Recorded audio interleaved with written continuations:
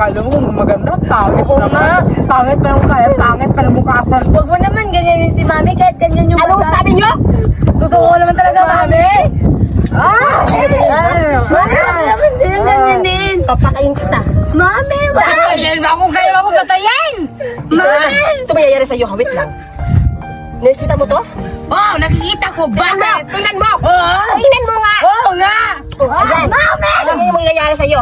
Ikaw, huwag kang umiyak-iyak. Huwag mo sasaktan. Wala ka talagang garang sa akin, ha? Hindi ka dito. Hindi ka dito.